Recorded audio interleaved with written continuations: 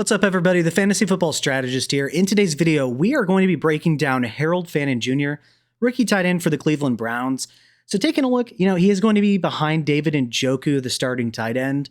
But this is one of my favorite tight ends coming out this season. And statistically, at the very least, is the best tight end coming out. So he's 6'3", 241 pounds. That is on the small side of tight ends. Think somebody like Evan Ingram in terms of a good comp for size at the very least. Now, he only has 25th percentile arm length, so that's not particularly great either. He was selected at the top of the third round. That's not incredible draft capital, but that's definitely good enough to get it done. And I do think that he is a viable replacement this next season, especially for David Njoku. So he just turned 21 years old, so a very young prospect coming out of Bowling Green. Now, Bowling Green, you might think level of competition. I'm going to talk about that in just a minute. But when we take a look at his athleticism, he's an above average tight end in terms of athleticism, but nothing, crazy. His 4.71 40-yard dash was 67th percentile among tight ends. Height and weight adjusted, he's kind of on the lighter side, so it wasn't a particularly great 40-yard dash, so that's 50th percentile speed score. His burst score was 57th percentile, that's his vertical and broad jump. His agility score was 76th percentile, so very agile. He definitely possesses the after the catch juice that we like. And he had a 54th percentile catch radius. Now, when we take a look at his production coming out, as a true freshman in 10 games, he had 19 receptions, 218 yards on a 6.2% target share and 1 touchdown. True freshman tight ends typically coming out don't really produce. Not everybody's Brock Bowers. As a sophomore, though, in 11 games, he bumped it up to 44 receptions, 623 receiving yards on a 17.3% target share and 6 receiving touchdowns, which, despite the level of competition, is very impressive. But especially this past season as a true junior, he crushed it. So in 13 games, he bumped it up all the way to 117 total receptions on 156 targets, 1,555 receiving yards, a 37.3% target share, and 10 receiving touchdowns. Once again, he was on the young side of 18, 19, and 20 every single collegiate season. This guy absolutely crushed it. Now, you might think once again, okay, Bowling Green, it doesn't sound very impressive in terms of the level of competition, but I will have you know they did play Penn State and Texas A&M against Penn State and against Tyler Warren. On 13 targets, he had 11 receptions, 137 receiving yards and a touchdown, and to a 92.3 receiving grade from PFF. And then against Texas A&M, on 14 targets, he had 8 receptions, 145 yards, and 1 receiving touchdown, en route to a 91.8% receiving grade. But it's not like he just produced in those 2 games against Dominion. 12 targets, 12 receptions, 193 yards, and 2 touchdowns, 9 for 135, 10 for 171, 10 for 137 and 2, and so on and so forth. And especially the very last game of the season, 17 receptions on 22 targets, 213 yards, and a touchdown. These are just ludicrous numbers. And I will also mention that he is deployed everywhere on the field. He can be used out wide. He can be used in line. He can be used in the slot. He is incredibly versatile. So among tight ends with 50-plus targets this past season in college, there was a sample size of 25. Fannin Jr. ran 413 routes, which is 94.1% of the team routes. He lined up out in the slot 31.7% of the time, 26.2% out wide, and 38.3% in line. His 3.77 yards per out run were second among the sample size. His 96.4 receiving grade was first among the sample size. His yak per reception of 7.5 was sixth in the sample size. He is that good after the catch, and his missed tackles forced tells you that. 34 was first in the sample size easily. He had a 54.5% contested catch rate, which was 12 out of 22. Not amazing, and I don't think it's going to be a strength of his at the NFL level, but still, 150 targets, 11.5 a game is crazy. 117 receptions, 9 a game is crazy. 1555 on 119.6 receiving yards per game is a ludicrous number for a collegiate tight end, even an NFL tight end. And then 10 touchdowns, which was 0.8 a game. But when you take a look further at his ability to beat man and zone, and then his grade, in the screen game and the slot, his PFF grade versus man was 91.9. That was second among all tight ends in college football last season. His yards per out run versus man of 3.26 was second. His PFF grade versus zone of 94.5 was first in the sample size, and 3.98 yards per out run versus zone was also first. So either first or second against man and zone among all tight ends this past season that were draft eligible and had at least 50 targets. Then his PFF grade on screens was 98.2. That was on 32 targets once again, so that's a good enough sample size to actually tell you that he is very good with the ball in his hands. His PFF grade in the slot of 94.8 was also first, and his total first downs caught of 74 was first as well. And I want to give a special shout out to my Patreon members. Thank you to Big Hunt, SP, Mage Shack, Infamy MTG, and AYAYOB.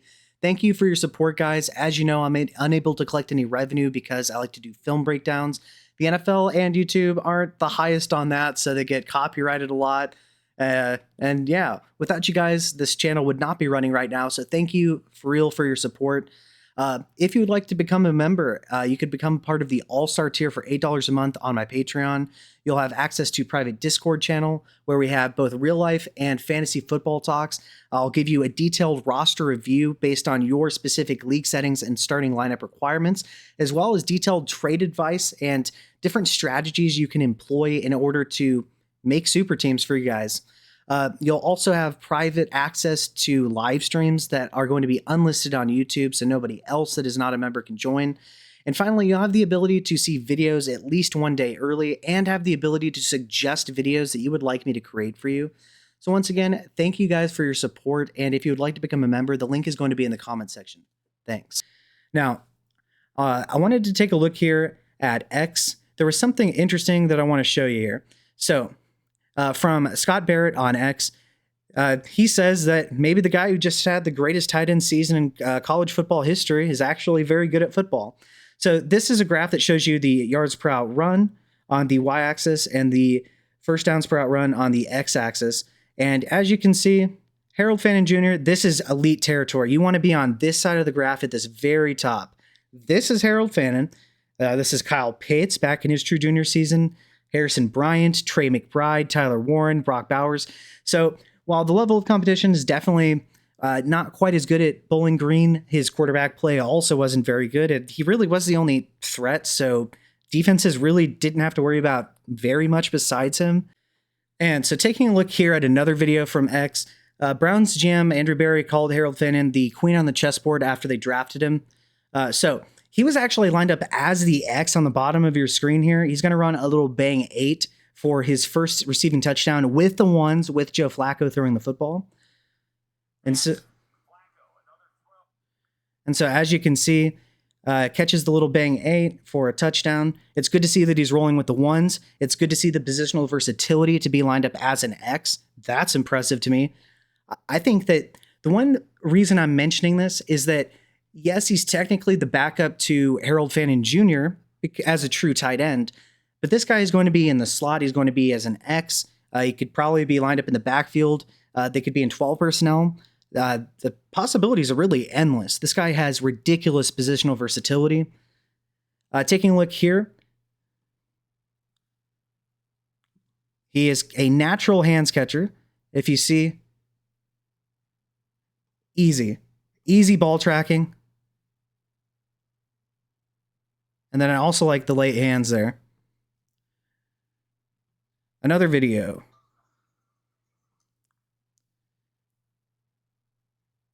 Easy money. And I like the awareness on the sideline there to get both feet in as well. So he's been looking really good in camp. He caught, once again, a touchdown with the ones in the final preseason game. Lined up as an X wide receiver. That was thoroughly impressive to me. Now, taking a look at the depth chart and what's kind of around him, Joe Flacco, you could definitely do worse in terms of, quarterbacks aren't really the long-term answer. If Joe Flacco, as long as Joe Flacco's playing, I think that's going to maximize, at least comparatively to the rest of the quarterbacks, what we get from these weapons in the offense. But I don't know how long he'll be starting, to be honest. They may try to see what they can get out of Gabriel and Sanders. Kenny Pickett will probably see some action at some point. I'm sure all these guys are. They're allegedly going to be keeping all 4 guys on the active roster. So we'll see how that plays out. Then looking at the running back room, I think that Jerome Ford and Dylan Sampson are probably the candidates to see the most backfield work right away, with Quinshon Judkins having his situation. He's still unsigned. Pierre Strong probably is going to be a nothing burger. But taking a look at the receiving core, there's no dominant target earner here in the actual receiving core, but there's a lot of solid to good players. Jerry Jeudy's a solid receiver. So is Cedric Tillman. Jamari Thrash has definitely had his stock pumped up recently. Deontay Johnson, if he can just keep his head on straight. Isaiah Bond just signed a fully guaranteed, relatively small contract by NFL standards, going after being an undrafted free agent after his issues as well. So character issues seem to be a thing potentially for the Browns, allegedly. Then when we take a look at the tight end room, like I said, David Njoku, he's a very good tight end, one of the better tight ends, but he's probably going to be gone after this year, if I'm being honest. And I do think that Harold Fannin Jr. is going to slot in as a starter this next season, but I once again think that there's going to be plenty of 12 personnel, and I don't even think that he's necessarily going to be a tight end exclusively. Now, taking a look at where he's going, he is going behind kickers and defenses. Roman Wilson, I think, is a very good value, actually, at wide receiver 89 in terms of ADP in redraft leagues. Torrey Horton's a fine upside shot, but Tyler Conklin, why is he going here? Kendra Miller is allegedly the backup, but he hasn't proven anything and can't stay healthy. Antonio Gibson is probably the third guy in a committee, but probably not going to see very much work. Trevor Etienne probably doesn't see much work.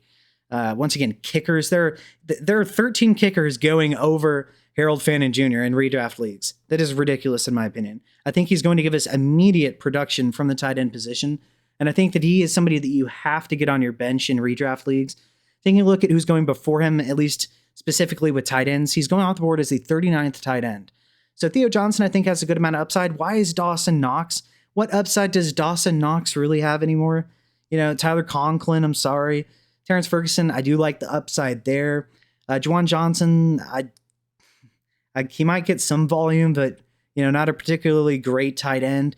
I do like JT Sanders. No, great. Another backup tight end. Taysom Hill coming off a catastrophic knee injury.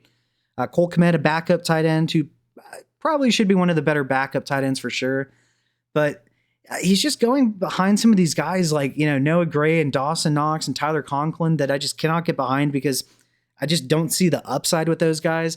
And then looking specifically at your Dynasty Superflex, he is going off the board with the 34th overall pick at the 310.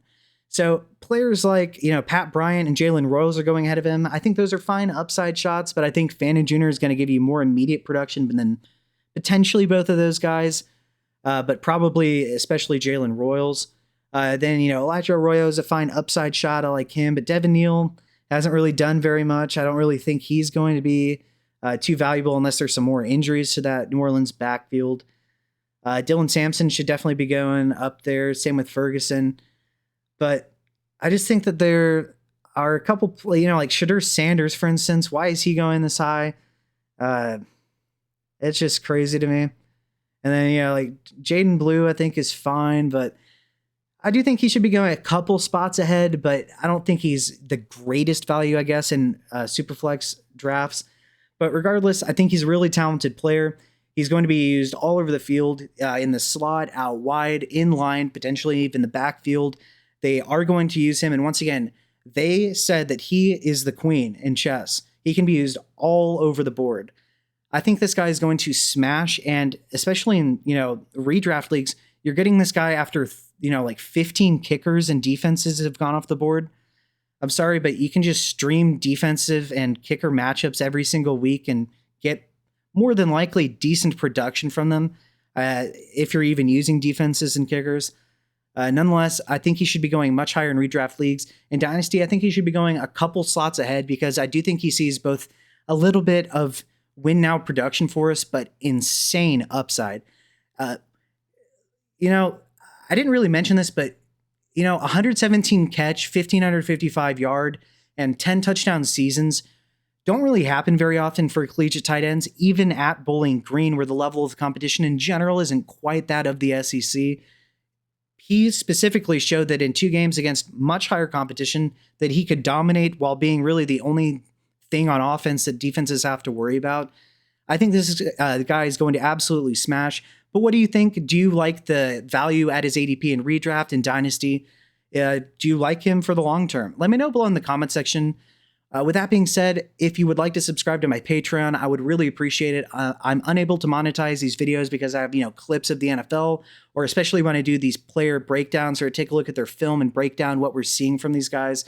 So if you would like to become a member, I would really appreciate it. If not, if you could just like the video, subscribe to the channel, share the video, I would really appreciate it. Thanks, guys, and have a good day.